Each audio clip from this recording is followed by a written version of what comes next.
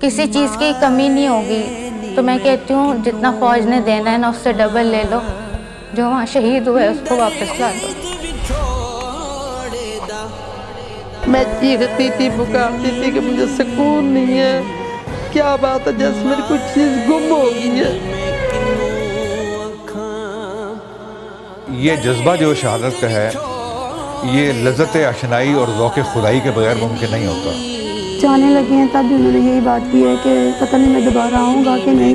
मैंने कहा क्यों ऐसी बार बार बात करते, कहते हैं कि शहादत का रुतबा जो अल्लाह का किसी किसी को देता है।